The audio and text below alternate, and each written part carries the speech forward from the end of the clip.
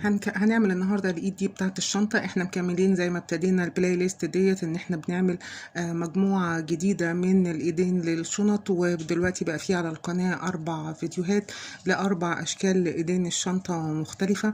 عملنا فيها نفذنا كذا نموذج لايدين الشنط باشكال مختلفه، وكل الفيديوهات بتاعتهم موجوده على القناه عشان يبقى عندنا فرايتيز كتيرة وأشكال كتيرة ممكن نختار منها للإيد بتاعة الشنطة، مش بس الشكل اللي احنا دايما بننفذه شكل متداول على اليوتيوب. النهاردة هننفذ الشكل دوت للإيد، برضو هو شكل لطيف جدا وشكل جديد وبرضو سريع وبنفس التكنيك اللي بنمشي بيه على طول.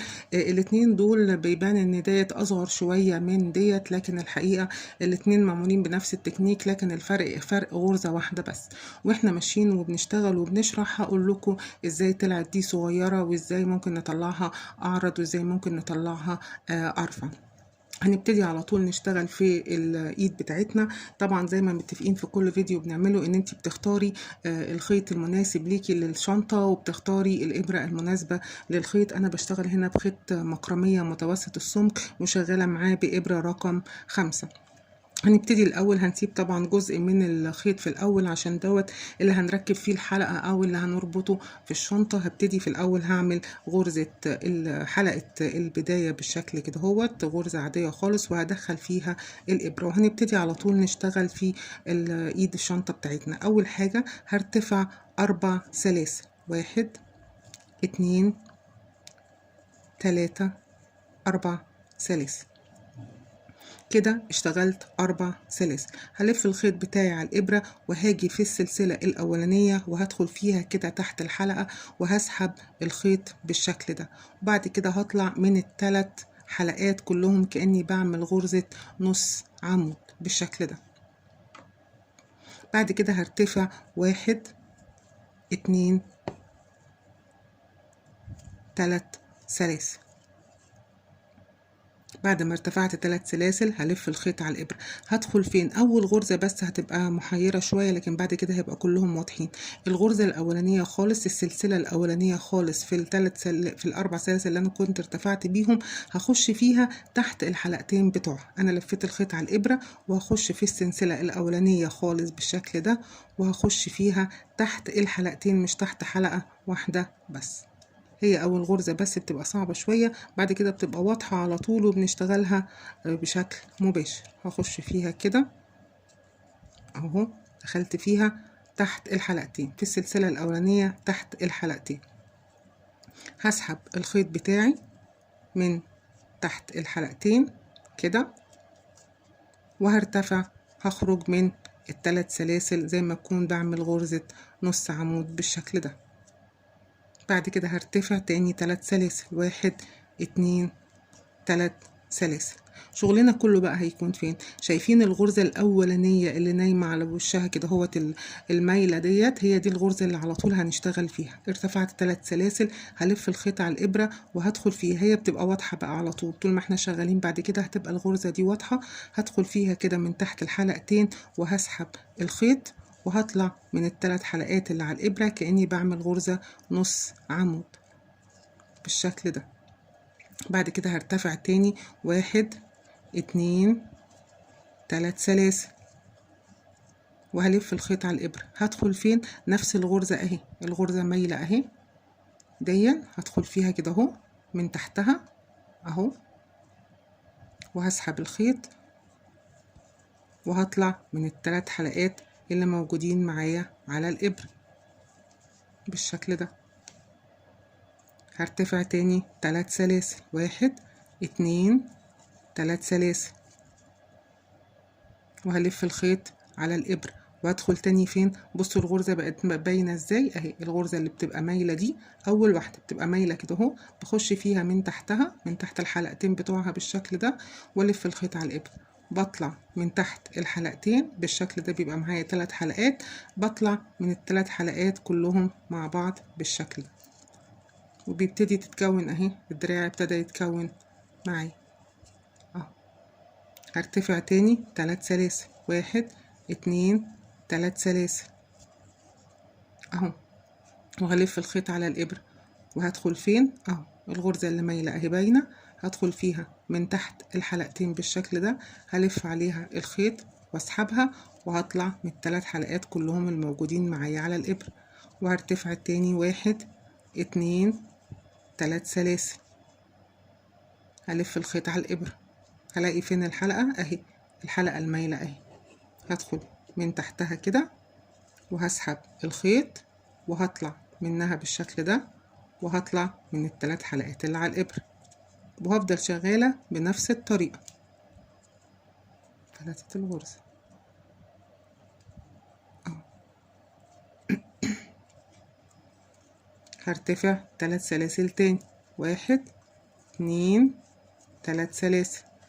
بصوا شكلها ابتدت تتكون ازاي اهي، تبقى كلها عاملة زي ما تكون صفوف مايلة على الجنب. ارتفعت 3 سلاسل، بلف الخيط على الإبرة وباجي بلاقي الغرزة اهي، بدخل فيها من تحت الحلقتين بتوعها بالشكل ده،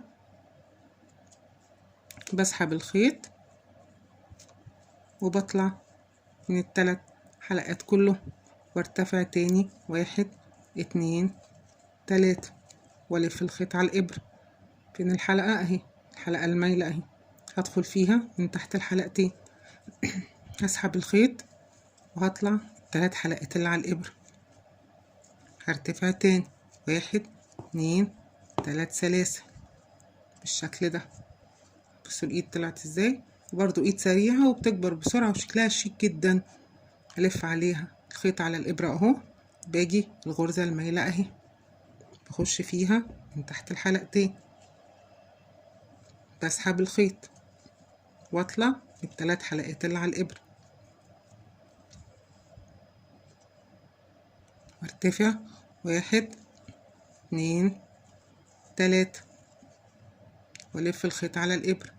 الحلقة المايلة فين اهي، ادخل تحتها واسحب الخيط واطلع من الثلاث حلقات، وافضل شغالة بنفس الطريقة لحد ما اوصل للمقاس اللي انا عايزاه. بتدي كلها غرز مايلة بالشكل ده، عاملة زي ما تكون غرز مايلة بالشكل ده. الف الخيط على الإبرة 1 2 3 سلاسل والف الخيط على الإبرة. هي فين اهي الغرزة اللي مايلة على الجنب اهي، بتبقى باينة خالص. خش من تحتها كده، بسحب الخيط اطلع منها وهطلع من الثلاث حلقات اللي على الإبرة، وبفضل شغالة بنفس الطريقة. برتفع 1 2 3 الف الخيط على الإبرة من تحت الغرزة في السطر اللي فات اللي مايلة دي، بدخل تحتها واسحب الخيط واطلع من الثلاث حلقات اللي على الإبرة بالشكل ده، وبفضل شغالة ارتفع بيها لحد ما بطلع للحجم اللي انا عايزاه. بتديني السمك ده، وطبعا كل مرة على حسب سمكة الخيط، على حسب ما بتطلع معايا الغرزة بتاعتي. طيب انا مش عايزاها تطلع معايا عريضة قوي كده، انا عايزاها تطلع رفيعة، مش تطلع ما تطلعش بالعرض ده، تطلع ارفع شوية. في الحالة دي هرتفع 1 2 سلسلة بس، مش 3 سلاسل. لو عايزة الدراع يبقى ارفع من ده مش بالعرض ده، ارتفعي سلسلتين بس مش 3 سلاسل، وبنلف الخيط على الإبرة عادي، وبنيجي ندخل برضو في نفس الحلقة الأولانية ونطلع من حلقتين ونطلع من الثلاث الحلقات اللي على الإبرة. يبقى لما بنرتفع هنا اهو مش هنرتفع 3 سلاسل، هنرتفع سلسلتين بس، وهنلف الخيط على الإبرة، وهنيجي برضو نخش من تحت الحلقة الغرزة المايلة دي، نطلع منها ونطلع من الثلاث حلقات.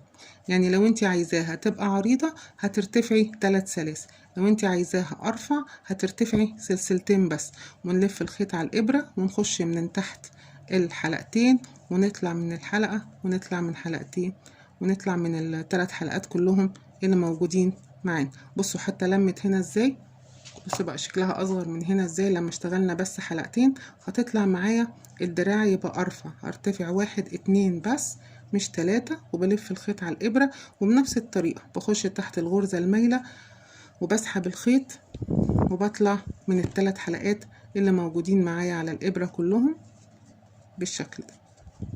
هرتفع 1 2 والف الخيط على الإبرة وبخش تحت الغرزة المايلة اللي معايا هنا اهو، وبسحب الخيط وبطلع من الثلاث حلقات اللي على الإبرة. بيديني بصوا بقى بصوا الشكل هنا اهو بقى ارفع ازاي من اللي تحت اللي بتبقى قعر.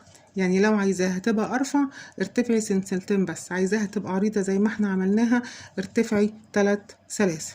وده بس الفرق الوحيد اللي ما بينهم، وبتستمر لحد ما توصلي لحد النهاية اللي انت عايزاها خالص، لحد اخر غرزة بتعمليها. وبعد كده بتطلعي الخيط بتاعك وبتبتدي تحطي الحلقات بتاعتك وبتلفي عليها الخيط وبتشبكيها في الشنطة. بتبقى ايد شكلها حلوة جدا وايد شكلها شيك وسهلة جدا ان احنا ننفذها. ايد سهلة وبسيطة، وانا عاملة بلاي ليست زي ما قلت لكم في اول الفيديو في كل اشكال الايدين، وكل مرة هنزود البلاي ليست دي ونزود فيها اشكال كتيرة للايد، بحيث يبقى في جايد نقدر نرجع له في اي وقت باشكال ايدين مختلفة مش بس الشكل ده. اشتغلوا واتبسطوا بشغلكم، ولو في اي كومنتات على الشغل او في اي اسئلة ابعتولي في الكومنتات وانا هرد عليكم.